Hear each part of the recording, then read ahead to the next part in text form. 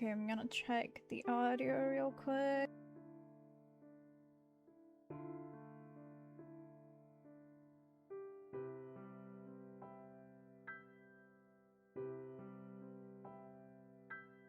Test. Yeah, that's fine.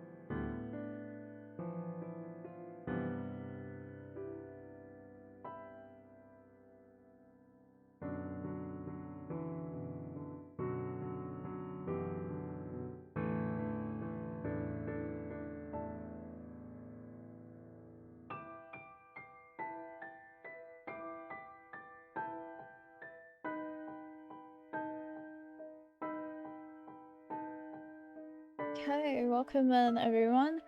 Today we're gonna play a supernatural visual novel. Promise Me You'll Live, as you can see. I've played this already and I got a one ending. Which was a really sad ending, hence the title. We don't talk about that. But the video for that is up on my YouTube, so you can go check that out if you want to see that. Right now, we will be exploring the other endings it has. It has like 2 more endings. So let's see. I did not make any saves, I believe. Oh, turns out I did. But we're not gonna use that. Because I don't know how far would I have to go to change the ending. So we're just gonna start from the beginning. But I will not be reading a lot of it. I will just summarize some context. And yeah, go ahead with it so that we can save some time and I don't have to go through the story all over again. And yeah, we'll probably get both endings if possible, but if not, then at least one. I'm gonna pick the choices that I did not pick last time, or like the ones that I feel are positive, because I just went with whatever I thought was right last time. And we're not gonna get any riddles wrong, hopefully, in case that's something that affects it. Which I'm hoping it's not. Okay. What falls but never breaks? It's a riddle. And breaks but never falls. Now I know this one, so we're just gonna go ahead and do that. Oh, yeah, we don't have to type in this, I forgot. Nightfall and daybreak.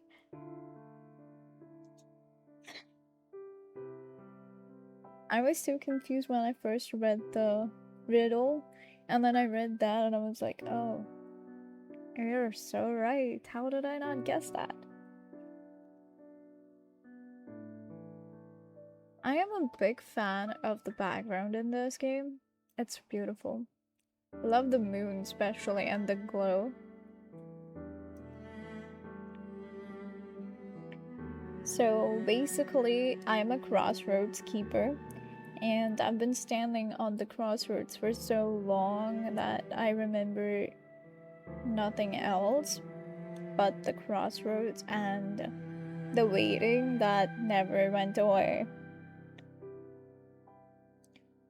Waiting is for this whole thing to become natural, but it never really does. Not yet, at least.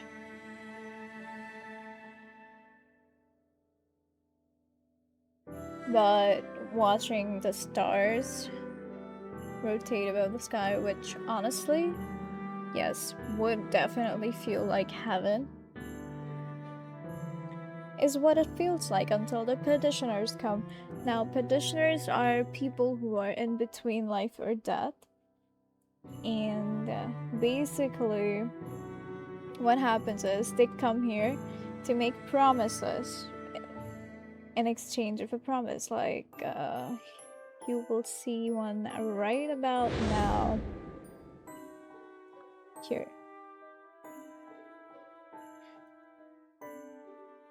State your name. Usually they are a little foggy, but there are some petitioners that are not.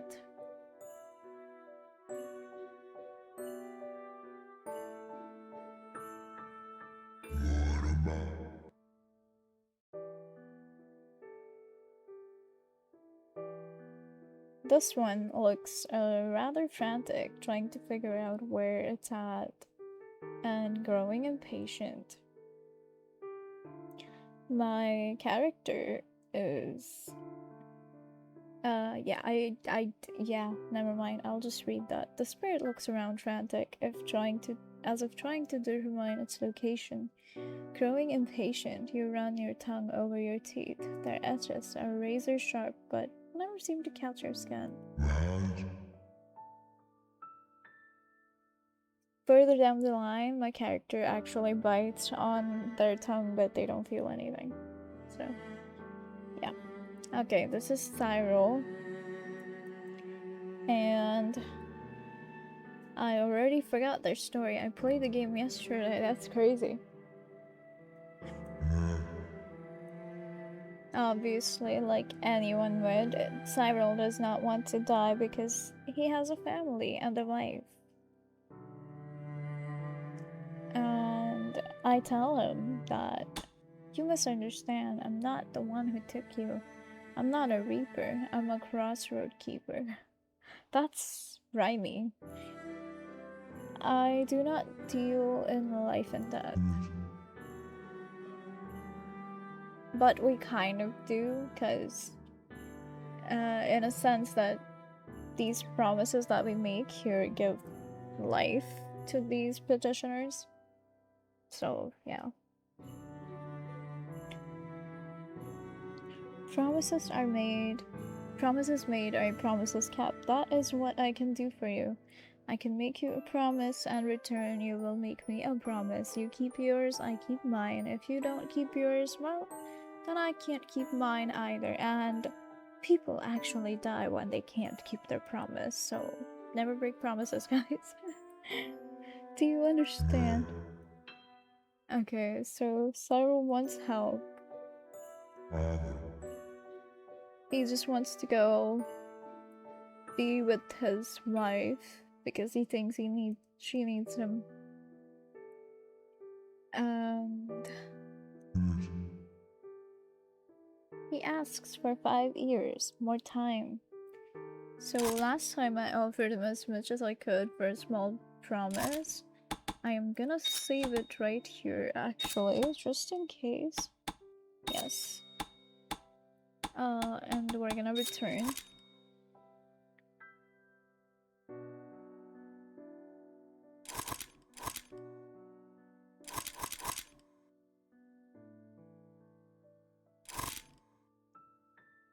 He begs for more time, most of them do. Do you grant it?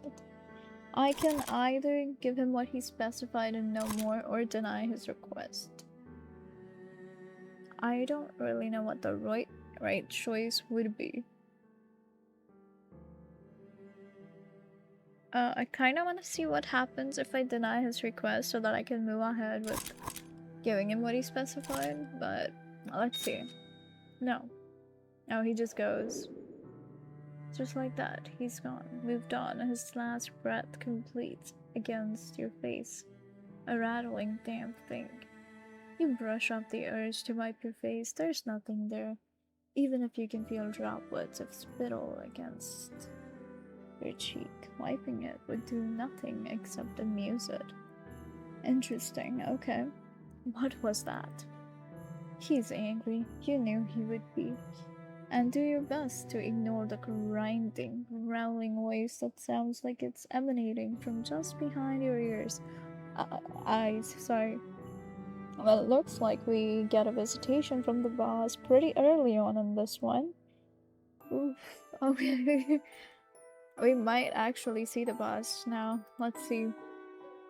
That was a perfectly viable soul. He would have broken, and you know it. Oh, doesn't seem so to me. Okay. Okay, I like me in this. You clench your jaw to brace against the force of the growl he releases. He doesn't believe you, not at all. You think you spared him? You've spared no one. You've done nothing, sure, boss. The clearing remains empty, nearly peaceful if the stain of what had just transpired didn't mar it so well. Oh, that's the same. Until it doesn't, and it isn't. But it is not a petitioner. It can't possibly be, for this one is alive. His name is Jesse. And you know what? I don't want to talk about him right now. I'm still not over the ending that I got, so yeah. It's not completely beyond the realm of possibility. You're certain other living humans have come to retrieve promises before, but you've never seen it happen. And now what he's gonna do is put this flower down along with the box and burn it in the middle of the crossroads, just inches away from me, I guess, like right in front of me. Barely a foot away. Yep.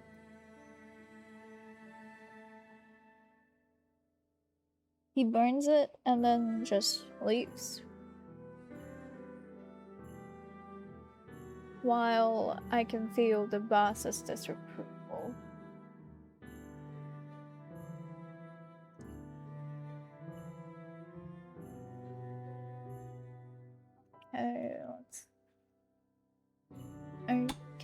Can I skip? I believe that's auto and not skip.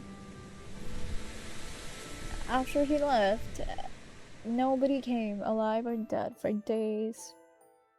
But we had hoped for a time where we would see the odd man again, but he didn't. So we think he was probably in the wrong place. And then again, the days started to blur like they always do. So we have this philosophical thought about time, and if it could apply to a creature that isn't truly alive or dead, and is just in between. As we're thinking about that, we have a petitioner come in.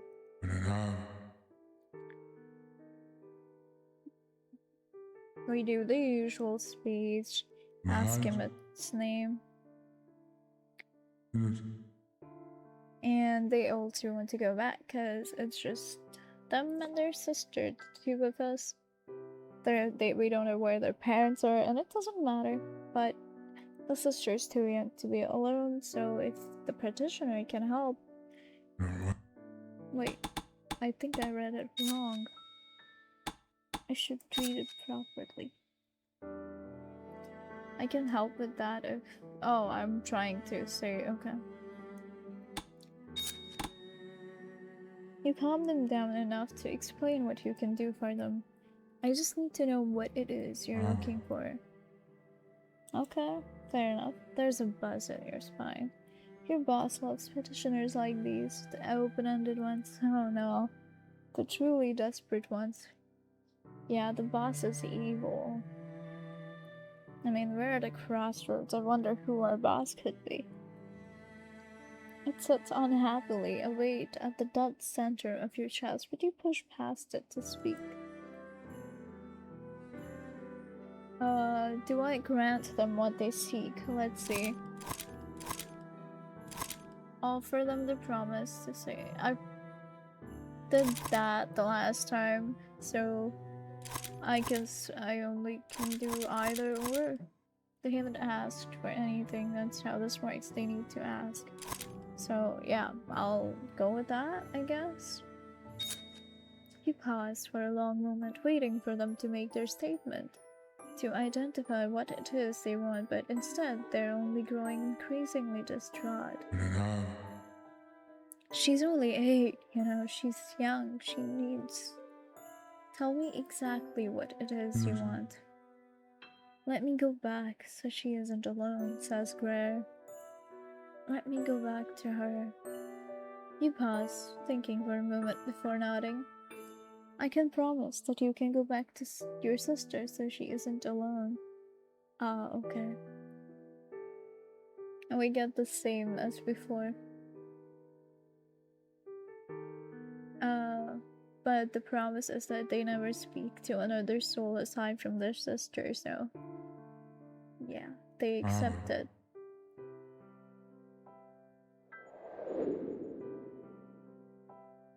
Now we get a riddle. What can be broken without ever being held?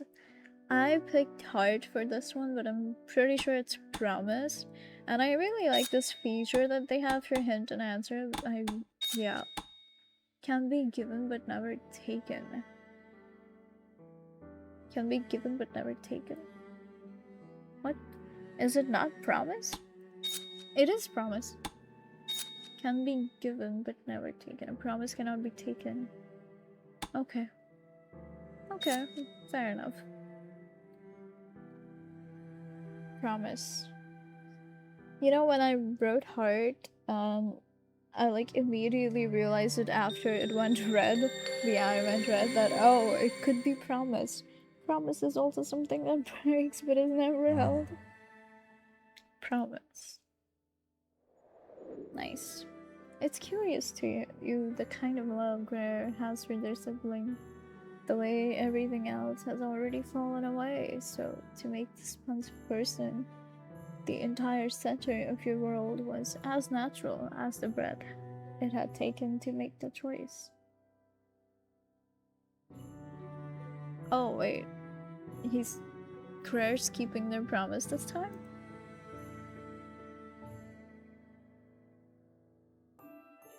Wait, what?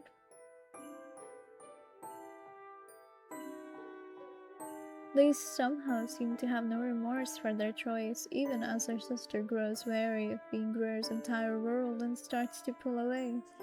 Even as their sister, unworthy as she is, leaves Greer alone much of the time. It seems just as lonely to love as to not. Yeah. Oh, hi. The man is back. I will not let you take my place this time. He has an easy way of walking, a casual stride that sways like a jazz tune. He doesn't have the box, and he doesn't come all the way to the center of your crossroad. Instead, he stands in the grass across from you, surveying the area as if he was expecting to meet someone. Well, he does meet someone.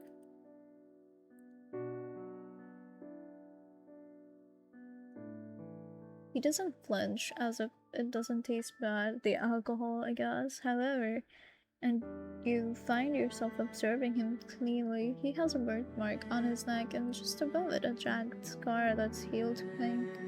It looks jagged and dangerous, but staring at it gives you the same calm as watching the stars roll by.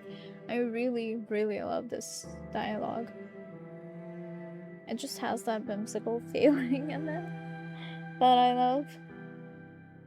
If you add anything like stars, anything related to the night sky, I feel like I'm gonna immediately love that. When you look at his face again, he's looking through you to whatever is behind you. But there is no one behind you. And you realize he's looking at you. Hey. You're back, I say, as if he saw me the first time. I don't actually know if he did or not, but you remember me. His voice is pleasant, It's quieter than you would have thought and vibrates at a lower pitch than you'd expected. You were here a little while ago. You buried something in the crossroads in a box.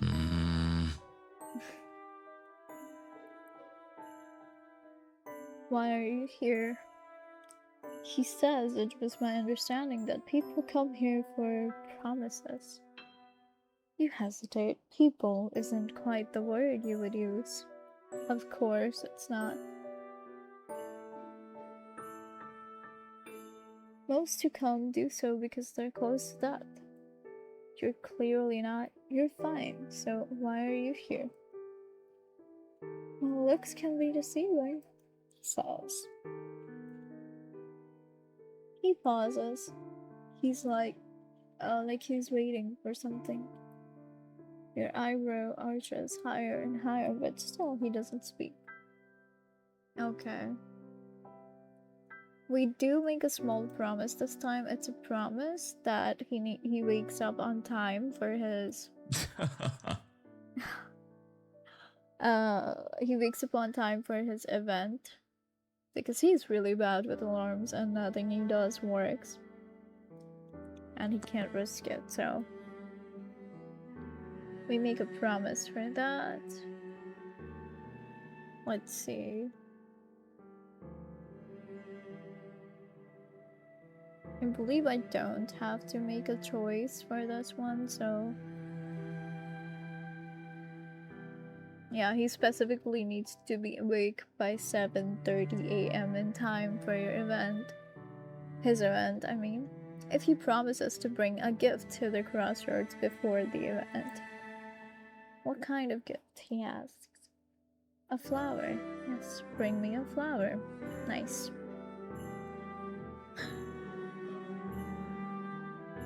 Okay. We say that hoping he would eventually make a bigger promise, which... let me spoil it. He won't. At least not from what I remember. Okay, I still don't understand how this is a human, but it is a human. That has 4 legs in the morning, 2 in the afternoon, and 3 in the evening, and its hint is that it's made in their image. So I'm assuming a shadow, but yeah, I've forgotten science to know how the direction of sun affects the shadows, sadly. Okay, next.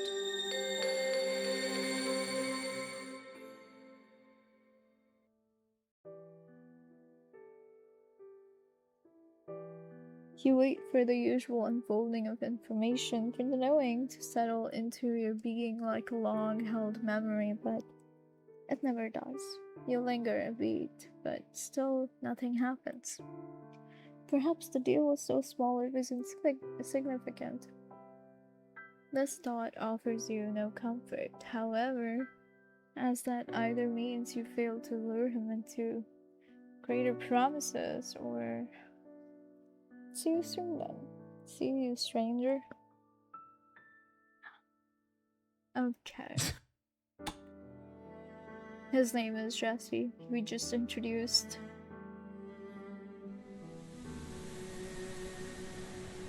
And he comes back. Jesse places a long-stemmed flower on the nearby flat rock, not far from the road. You recognize the flower quickly. It's the same one, the one that he burned.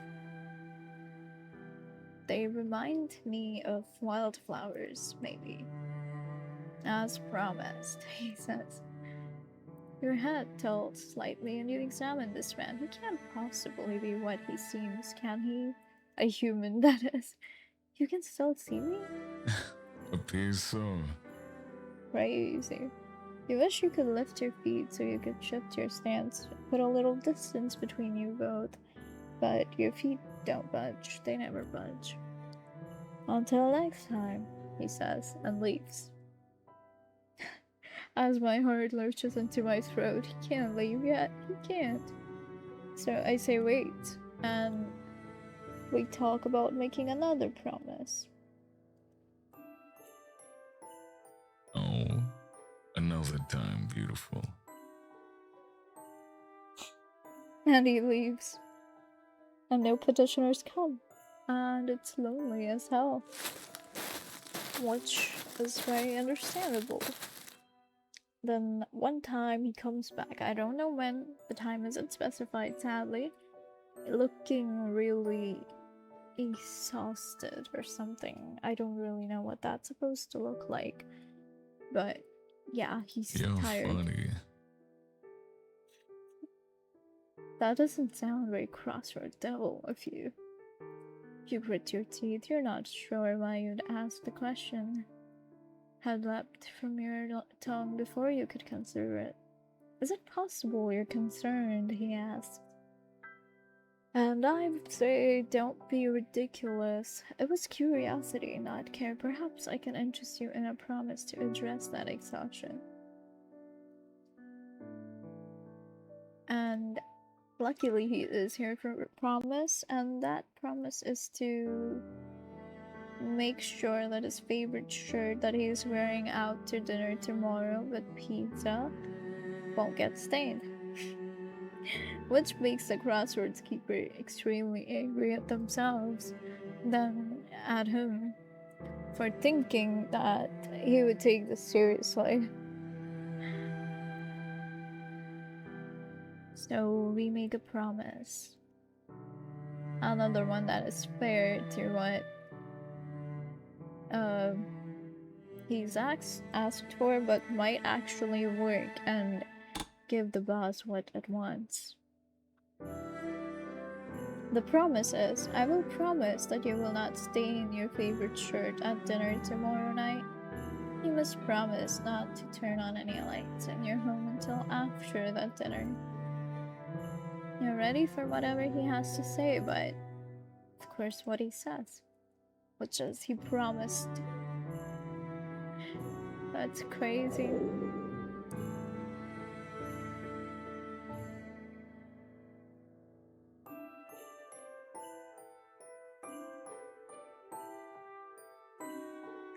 I'm brave, yet I'm not alive. My legs are never of love. The more you feed me, the hungrier I become. Gives life but can destroy. So the answer for that is fire, which I don't really understand how that has anything to do with my legs are never of love.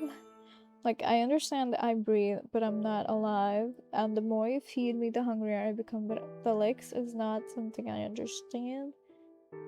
But then again, I'm not somebody that knows a lot about fire. Also still a little confused about gives life, but can destroy, like, it definitely can destroy, but gives life is a little confusing. Like, maybe light? But anyways, fire. You don't get the full information you're used to. Usually you can follow someone from their promise through to their end, but with Jesse you only know a small part of what comes next. You know that he will keep his promise, you know that it also won't do what it was intended to do. He won't trip or hurt himself. There will be no catastrophe to drive him to a more drastic deal, or even better, to becoming a true petitioner. You know, don't you? You know that I won't break my promise. Yep. So I don't answer him. Because all I need apparently is to get him to come back, which I wish I didn't, because I really don't want him to come back. And so it begins. I'm gonna skip that.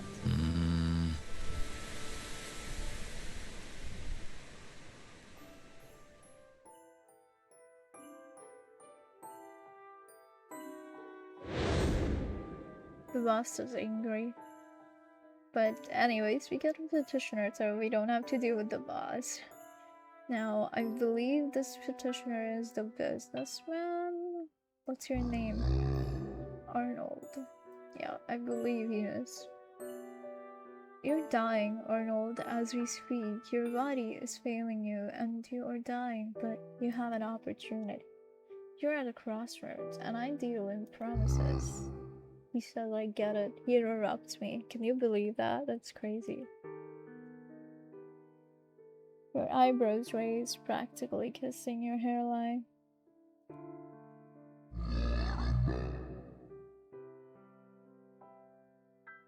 Okay, so apparently he was a big person in in one of the most widespread criminal organizations in the country, apparently, so he knows when he sees a negotiation. And yeah. We make a promise.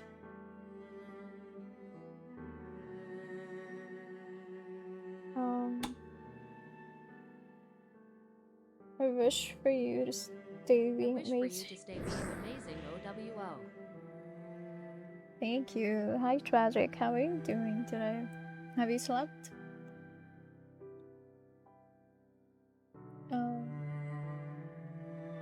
You watch the man grow uncomfortable. The confidence isn't genuine.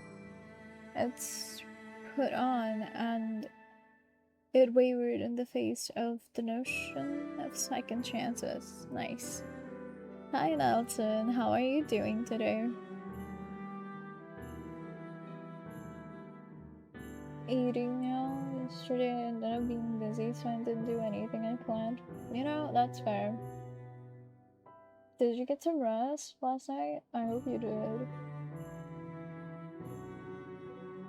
Just came by to wish you a good stream. Hope being busy right now. Good. I hope you're good too. I'm good, thank you. Thank you for stopping in. I appreciate it. Have a good rest of your day, Nelson. Bye-bye. Okay, so Tragic, to give you a little bit of context of the story, I guess. This is, the game is Promise Me You'll Live. It is on itch.io. I'm not sure if it's on Steam, I don't really know, I don't check. But basically, you're a crossroads keeper in this, and you deal in promises with people that are in between life or death. There's a boss down your spine. He's really moody and stuff. And one day you get a living person. His name is Jesse. He makes stupid, silly promises, never serious ones or big ones. So your boss keeps on getting angry at you.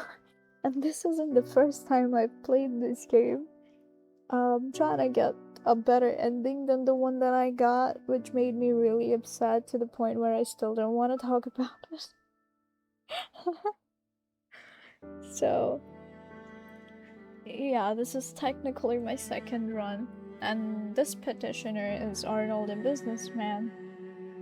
He's gonna make a promise with me right now. A bit tired.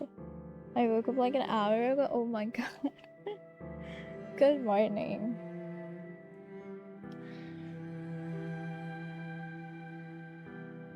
What are you eating, by the way?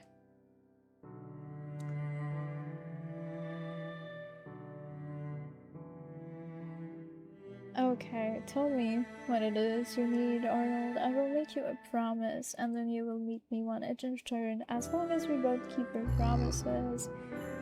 He just cuts me off again, that's crazy. Yeah, I get it, I get the idea, I get blah blah blah. And then he shares that he had Paul. Paul is his husband, apparently, that he cheated on. Promises, yes. Love promises, love sad stories. Breakfast tacos, ooh, eggs and sausage. Sounds really good.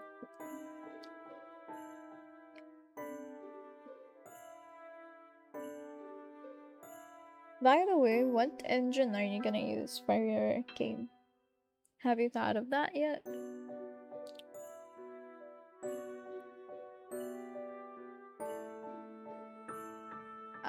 Apparently, it looks like Arnold's husband, a saint, waited while he went up through the ranks to even get married, and then they got married and nothing changed because Arnold worked all day and night and screwed around, which, like, come on. I wasn't the husband he deserved. At least he realizes that, right? Go out for this one. Ooh, you plan on making a more. Nice, nice. I'm never used Godot. How is it?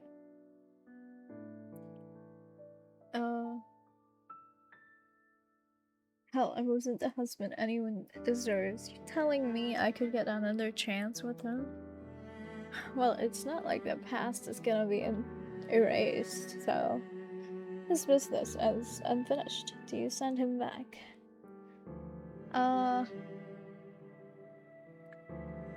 So I believe I chose that last time. So we got these two. He can have one more year, but he must spend it righting the wrongs of his organization, or that, which I'm not sure what that does. He must give him a deal. Boss is watching, so I guess I'm just gonna click on that. I don't know. Oh. Oh. Okay, well, that's the only right answer then. He gets a year, but he has to fix his wrongs at his organizations. Pretty good, a bit to learn at the start though. That's fair, that's fair. It is your first time using, right? So that makes sense. I'm sure your game will be amazing. I can promise you 1 year. During that year, you can right the wrongs your operation has committed. You can right your own wrongs if you choose. You can be a worthier man. Only a year? That's nothing. It's 365 days more than you currently have. That is what I can promise you. You can take it or you can go. Fair enough, fair enough. Arnold is very still, thinking, wrestling with himself. You observe. With his pride, he is not coming out of this deal with the upper hand, and he knows it. He hates it almost as much as dying. Damn, okay, almost, huh? Okay, I accept. Well, a boss gets a victim. Say the words for me, Arnold. I promise.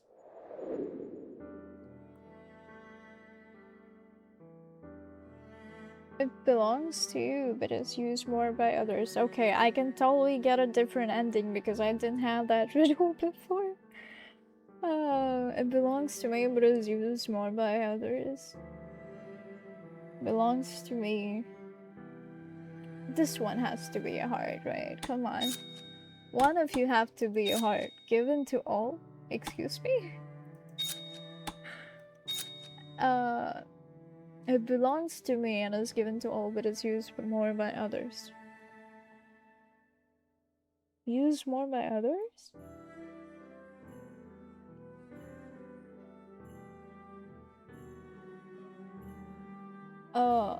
Huh.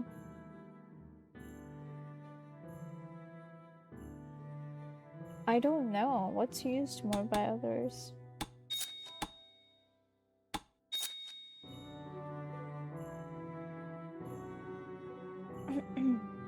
Never mind. Too much of a romantic for this.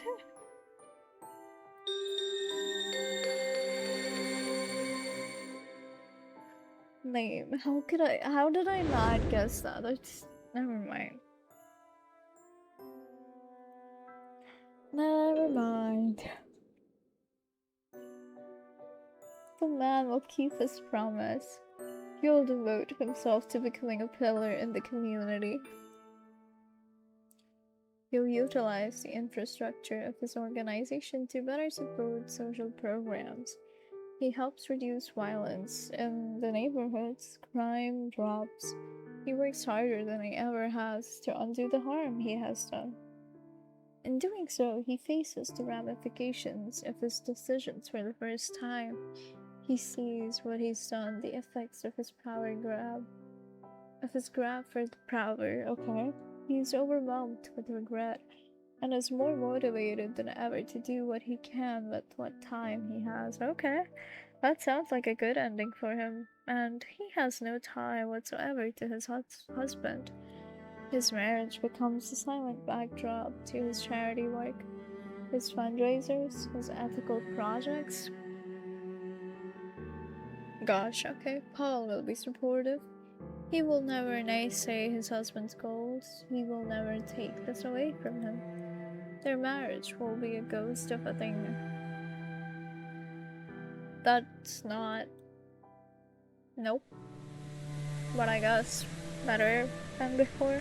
I mean, technically both the endings for the guy are kind of bitter-ish. But anyways, let's focus on here. You expect to have your time to breathe, take in the night air, but it doesn't matter what you expected because Jesse is already here. Hey. Hi. Oh.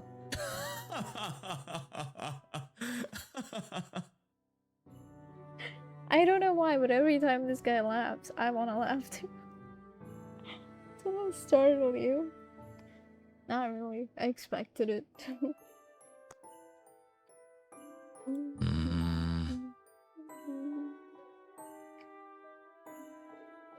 It's an odd feeling being seen by the living.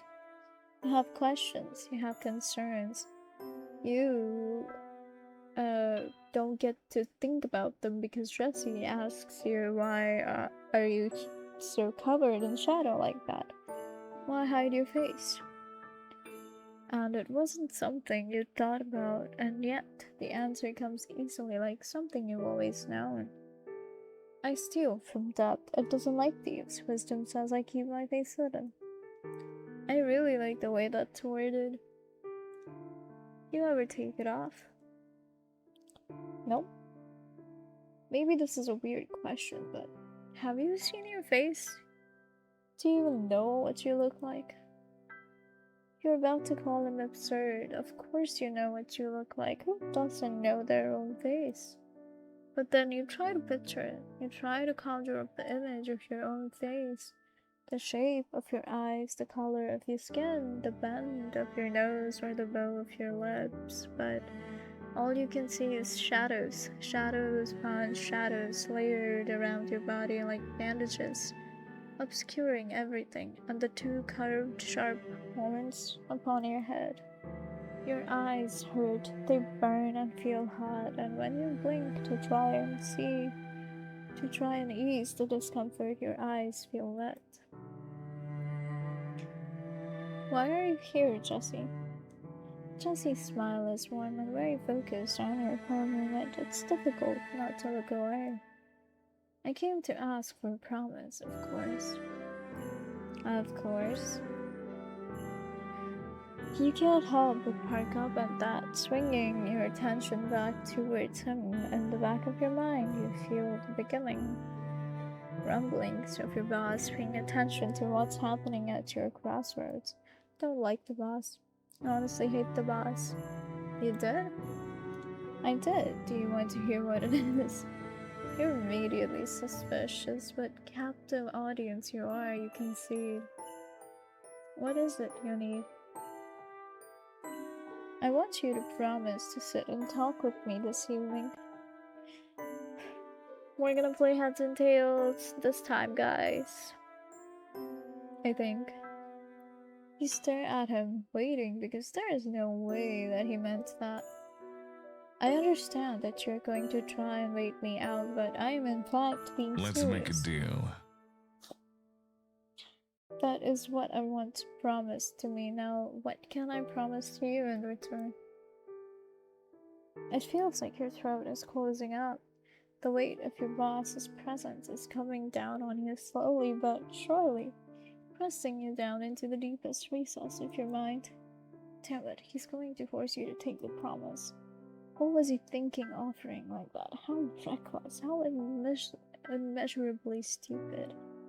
You scramble for an idea, any idea that would satisfy your boss for time, but doesn't end with we figure it out.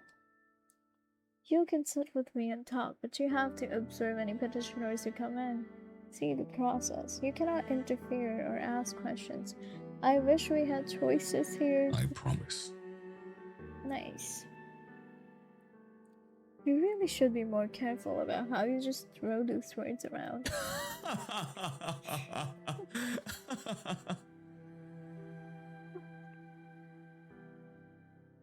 Jesse settled him in the road.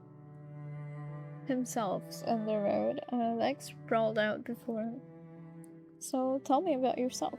You glare at him, obviously, because why not? No. And then he goes, "You promised to talk to me, have an actual conversation, so now we talk." And I grow loudly, which I won't. We can talk about you then. I already know about me, and that isn't how conversations work, except that is how they work. Because we don't know about him. Let's make a deal. He says, "How about this? I'll offer you a little miniature game of promises. A game of chance, really." He pulls a shiny silver coin from his jacket pocket, holding it up for you to see. I'll flip the coin, you're going to call it in the air. Whoever's side gets called has to answer a question. And so that is what we do. We go with tails. Heads, you get to ask about me. Nice. It is unfair because I already know. Nice. It's nice. Okay, we get to ask him questions. The word get implies that I would want to ask a question. I do though. Don't you? No. We don't? I thought we did. No questions at all. You're not even a little curious about me? Yeah. Okay. You paused. I knew it. You do have questions. Ask me something. Crazy. You eye him through narrowed eyes, weighing the potential consequence against your curiosity. It's fine. It surely couldn't be worse than what we had earlier, right? Why are you here? Honestly? Obviously. For you. You snort loudly and roll your eyes. You should have expected this much. It's a non-answer, a workaround. Not really, though. Of course he's here for you. He's here for a promise. A deal, something he can only procure from a crossroad keeper.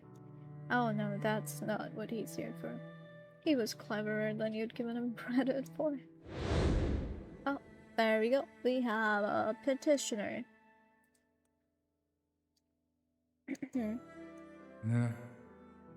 And I believe this is Lydia. She has lots of animals that are waiting for her, and she does not want them to think that she abandoned them and leave them to scavenge for themselves. So she wants to go back, obviously. Now, do we do that?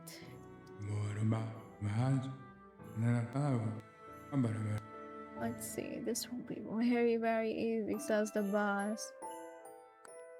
I'm gonna save again here, cause yeah, why not? I'm pretty sure I said that I proposed a different promise last time.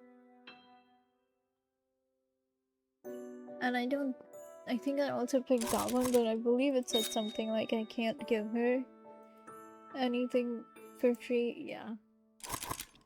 So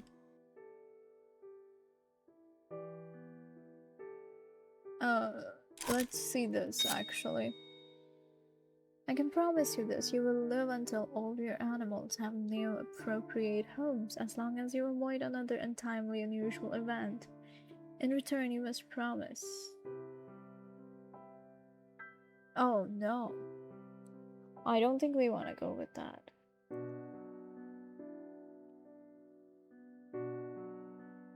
Yes. No.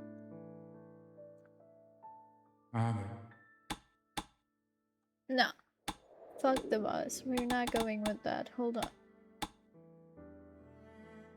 What do the king, the peasant, the swine, and the oak all know? The king, the peasant, the swine, and the oak. Is this a reference to something? I don't know. What do they know? It's inevitable. Death? They know death? Okay. Wow, I guess this again. 2 out of I don't even know how many. But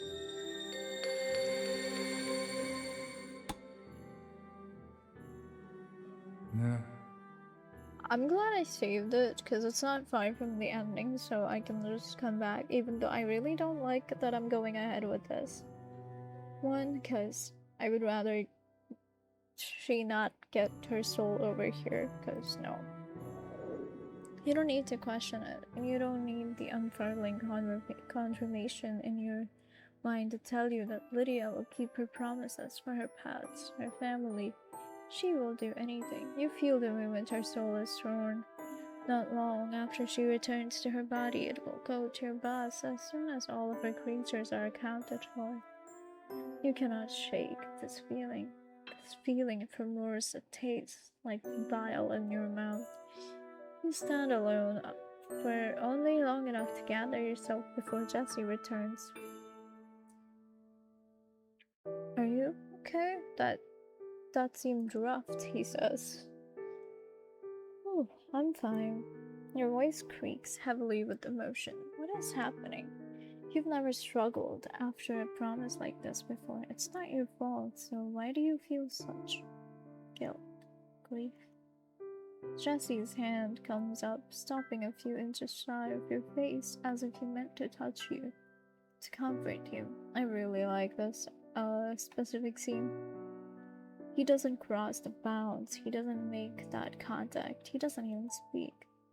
But somehow his hand there, just visible in the corner of your eye, it helps. You can almost imagine how the heat of his palm would feel on your cheeks. He stays like that, watching your face until you exhale loudly and adjust your stance. His hand drops. So, shall we continue our game? Yeah, I guess.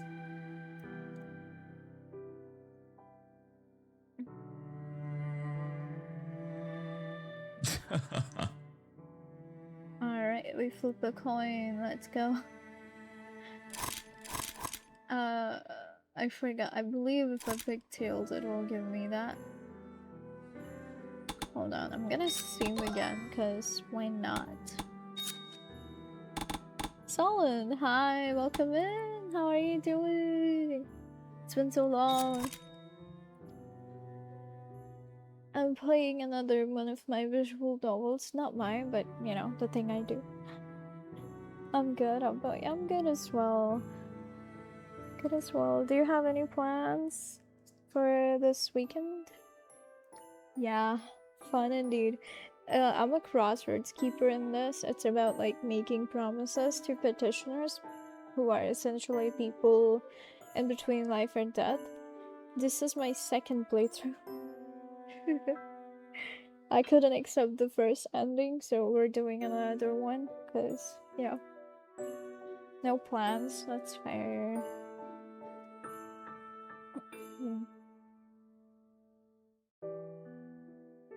How many endings are there? There are 3, so this is my second one that I'll get, I think, if it's not the same one that I got before. The game's name is Promise Me You'll Live. It is on itch.io.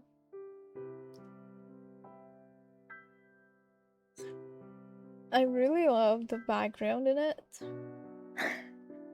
And it is partially voice acted, so that's nice.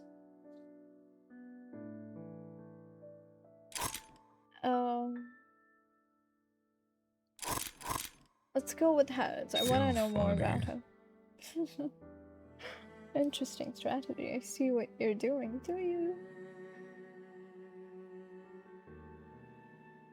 The odds are 50-50 no matter how many times in a row you flip it. True. What have you been up to lately, Solon? Any new games or anything? Movies, perhaps?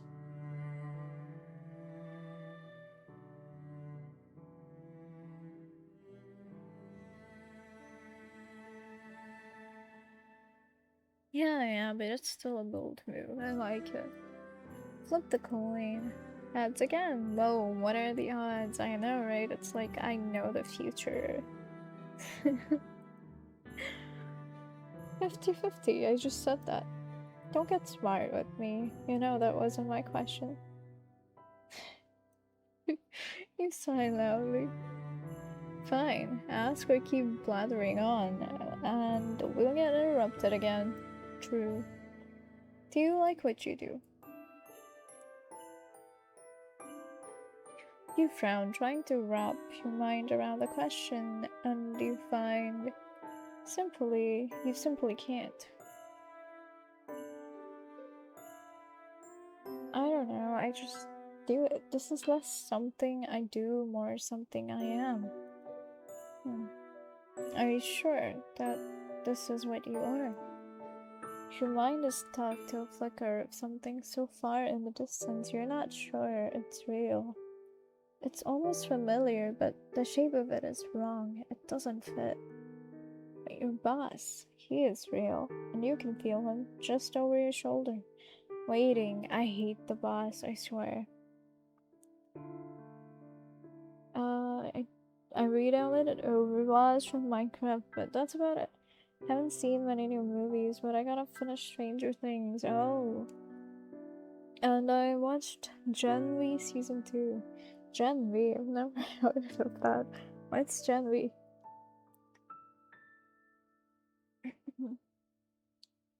Also, have you watched Bungo Stray Dogs? I've been asking that to everyone. I'm obsessed with it.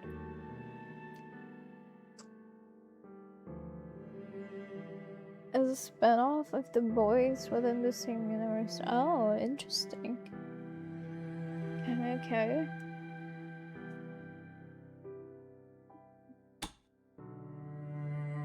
That is all I am. Okay. I don't believe that. Alright, I guess. You wait, unease growing in your gut. The slow, extending silence makes it worse. Are you going to flip the coin again? Do you want me to ask you another question? Do you find yourself enjoying our little game? I fumble. Oh my god, who's your favorite, Solid? Who's your favorite character? Because I'm obsessed with that now. I've been rewatching it a lot as well. Reading a lot about it. Not the manga, I'm too scared to read the manga. Even though I want to, I'm not gonna read it.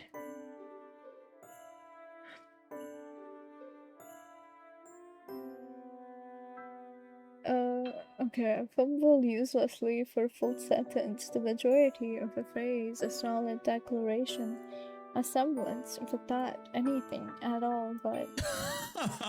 Jesus. Okay. You're funny. Okay, I was being generous. This is your game. I don't care. Besides, you probably cheated. Cheated on a game of chance. Wait, how? That wasn't supposed to happen. Then I pick heads. I thought I picked heads. Junkie, hi, welcome in. I like Kenji. Oh yeah, that's fair, Kenji is nice. I think I like Akutagawa.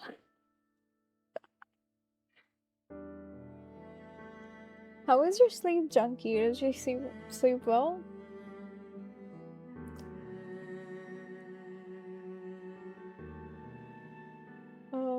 was I doing? Right. Heads again. Interesting. There's a bug. Woke up with a headache. Oh.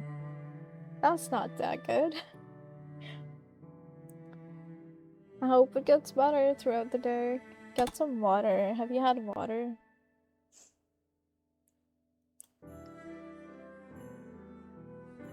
You glare at him. He's not supposed to be able to see you, but you suspect he can tell. He shakes his head at you, then makes a circling gesture with his hand. Fine, last one for the night? Okay, but I'm going to flip the coin. You can call it. Have you read the manga for Bungo Stray Dogs, Solon? I haven't had any yet, but I will. Okay, good.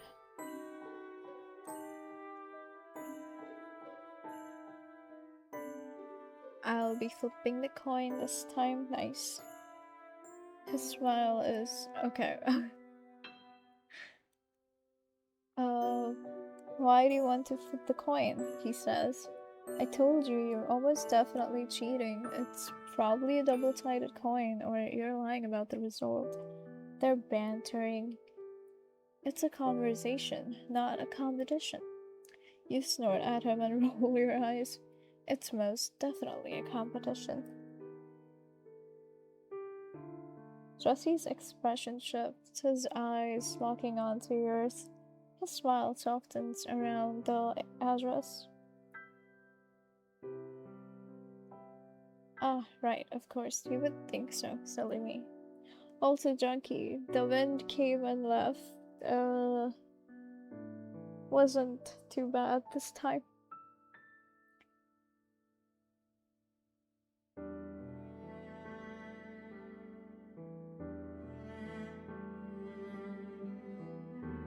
Okay, right. Of course you would think so. Silly me.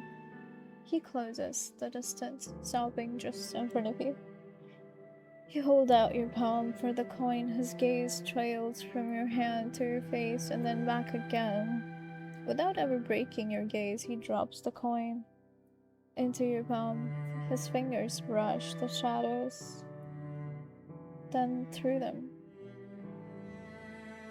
Huh. The contact of his skin against yours sends a shock all the way through your arm, and you jerk your hand away, nearly dropping the coin. That didn't happen before. I think, at least. You can't put words to how he's looking at you. You focus on the coin instead. Flip a coin. Okay. It's not double-sided. Wow, you cheater. Call it. Wait, no, never mind. My bad. I read that wrong. In my head. Tails. It lands in your palm. Tails side up. It's tails. Go ahead, ask me a question. Why are you here? Why do you come to the crossroads and ask for such trivial, mundane things? You're the one with all the fiendish insight, aren't you? Can't you tell? Sadly, we can't.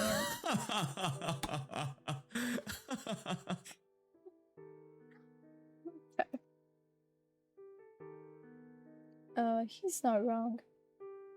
Even if he isn't quite right either.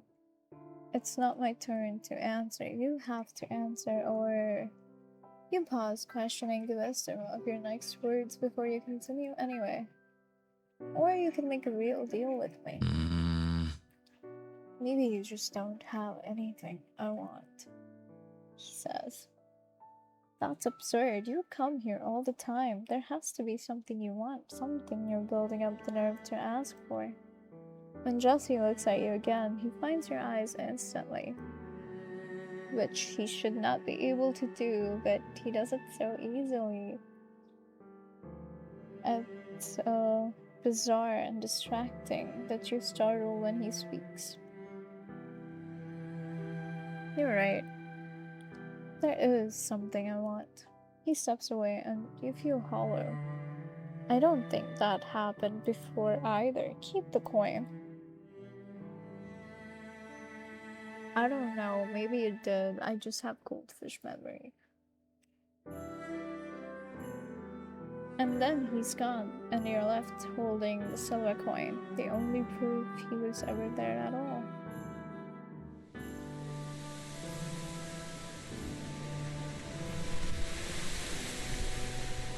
You're back. Appears so. That was quick. Are you going to make a real deal with me, or are you here to be sure they have eggs at the supermarket tomorrow? No more niceties. You roll your eyes. The presence of your boss studs in your temples, aches in your jaws, makes your teeth painful. You suspect that he is keeping a very close eye on you since Jesse is here. He's getting tired of waiting, and you're out of time. I don't like niceties, and this isn't about that. You sound upset with me, are you? I say no, even though I am, and he apparently breathes through that. Which, yeah. I can tell you're upset, so you may as well admit it. I just don't understand, and I'd like to. If you're not here to make a deal, I don't understand why you keep returning. I'll make a deal with you. You scoff and roll your eyes. Yes, where have I heard that? I'll make a deal, but I want you to ask me your question before I tell you what it is I want. Okay, you open your mouth to object, but he interjects, continuing, and I want to ask you a question too. You're mad at yourself for thinking for even a moment that he would take this seriously. You wish you could leave your spot so you wouldn't have to stand here and listen to him. That's not how it.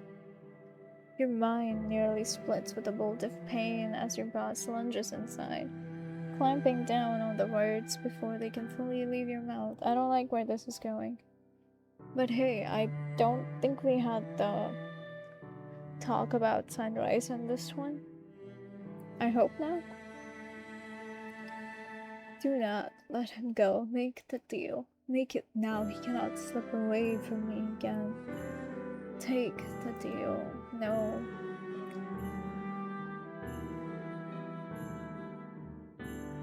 This better not be another bullshit deal. He doesn't answer, only watches you. Is something happening? Are you okay? Don't worry about it. Please don't do the thing with the coin either. Just make your promise. I promise. A smile creaks across your face. You have just a thing for him, just a test.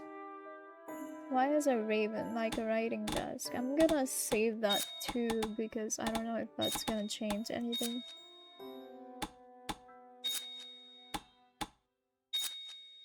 This is where a hint will be. I haven't the slightest idea. Oh, never mind, I don't get to. Okay. You tilt your head slightly at him. Something in your mind is unfurling. It tickles the petals of a flower under the influence of spring. You're afraid if you look too closely at it, it will wither under the force of your gaze. What is it you seek promised to you? His eyes burn with an intensity that makes him look a light in the darkness. You, my turn, my question. What is my name? Oh, I'm assuming there is no riddle for that. We left you clues. Oh. Oh, those were okay. That's what I did wrong, apparently. Rue is my name, I guess. Rue. Yeah. They're screaming in your head. Your boss's guttural wail is so loud that you can't hear your own thoughts. Everything goes black. So it is what I thought it was. It is a theory that they knew each other before she became a crossroads keeper after becoming a petitioner. Or not. If you're drowning in a pool of utter darkness, you trash frantically towards the surface. Your lungs burning, you're suffocating, you're dying. You thrash through the shadows. They're cold like water, but the tendrils have fingers, teeth. They cling to your skin, to your clothes, wrap around your limbs and folds. So basically, I just die, is what happens. The dark tries to peel back your eyelids, tries to pry open your lips, pulls in your nostrils at once, and it will tear you to pieces to get it. But on the backs of your eyelids plays a slideshow of slow-moving pictures, visions of a person who had been locked up and buried, left for dead. Rue, walking the pavement of some main road, laughing. They spin and jump a series of clumsy roads before dipping a deep and lopsided bow. Jesse laughs, his expression more free and joyful than you would have thought him capable of. Rue, half asleep on a couch, their head on Jesse's lap. I'm gonna cry. He brushes gentle fingers that calloused. You realize from holding pencils and pens, markers and charcoal over their cheekbones, down to the bridge of their nose and over their lips. His touch is so gentle, reverent. He outlines their features one by one while they swim in and out of dozing, a look of abject fascination. He finds them breathlessly beautiful, art given breath. Rue, walking with their fingers firmly intertwined with Jesse's, their clasped hands swing effortlessly between them. It's a gesture so repeated that it's become ingrained into their movements. Rue and Jesse are each half agape, swinging counterweights to each other. They're so light, cocooned within their love for each other, they feel safe. They approach an intersection in the middle of the woods, a crossroads. Jesse points towards it. Rue leaving their bed in the dark of the night, returning to the crossroads alone. Rue drowning in shadows, the forks of them shoving into their mouth and down their throat, filling their lungs with cobwebs and dust, seething their brain in obscurity and confusion, in nothingness, swaddling them in ribbons upon ribbons of blackness until they were no longer visible through the depths of the darkness upon them, transforming them into a living shade, crowning them with horns, and then peeling open their eyelids.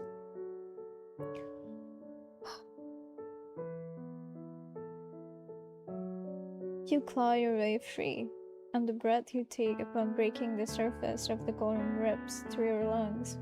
It burns and tears, and you realize it's a scream. You pull yourself free with a tearing sensation like leaving skin behind, but your feet move. Rue! You stumble forward on legs that are too stiff and too weak, and Jesse lurches forward to meet me. Don't. Shadows pull away from you in smoky wisps, carried away from a gentle breeze you hadn't known was drifting through the clearing. Strong arms come around you, and you're pulled against a warm body. The feeling of his warmth alone brings tears to your eyes. Yeah, this is quite the event. Your senses rush back. Your vision returns first, somehow both less sharp and more colorful than you're overwhelmed with the smell of Jesse. of brown leather and his spiced aftershave. Finally, sound washes over you. The clearing is not as quiet as you'd believed for so long. There's the rustle of leaves tossed about by the winds, the rush of your own breath in and out, and your heartbeat in your ears. Then, rumbling above all these sounds, the vibrations entering your bones like a prayer. The sweetest sound of all. Okay, so they're reunited? Jesse murmuring your name over and over and over. Ooh.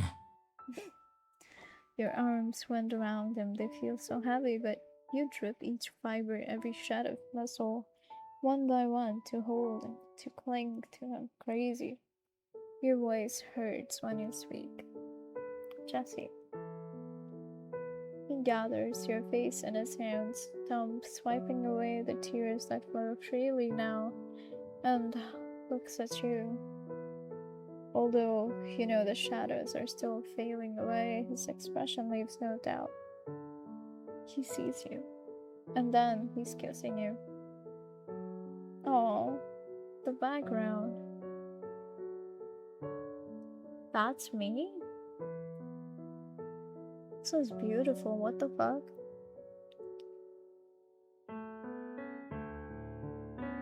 You cling to him, to the strength in his embrace and the sweetness of his breath.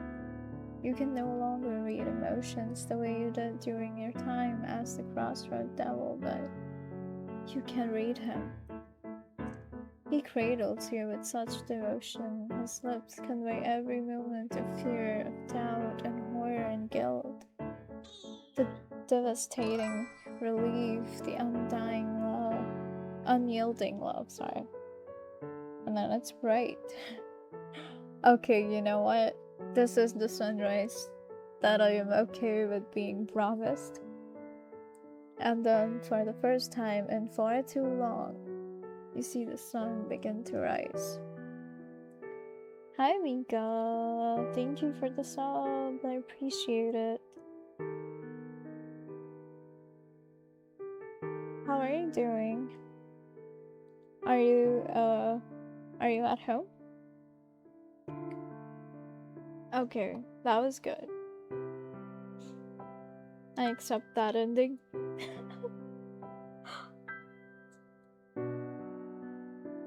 I am home. Okay, nice.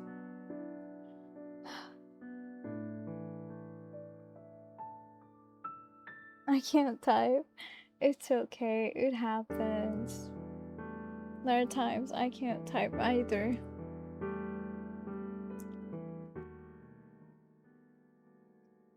Alright, so, well, that's gonna be it for today. I got the ending. I'm not gonna aim for the third ending, I'm too scared. The first one damaged me. Whoa, that's crazy. Thank you for the bits though. You don't have to do that, Miko.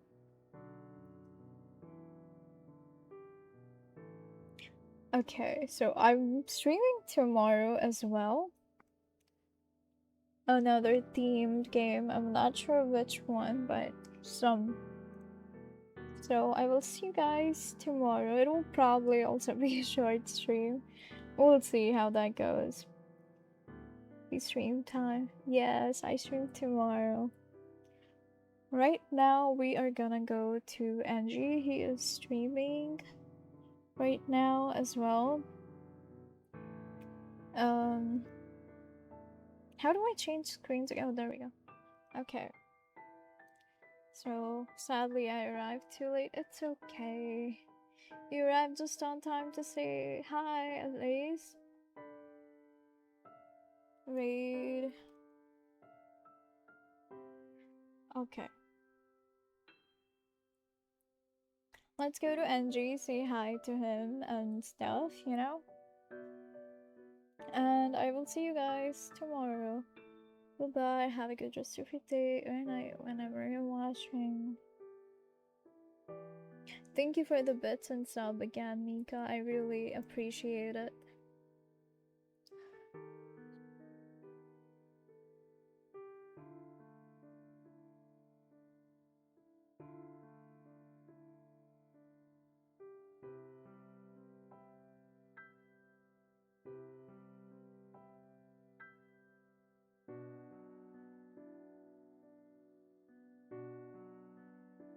Wait, why can't I read?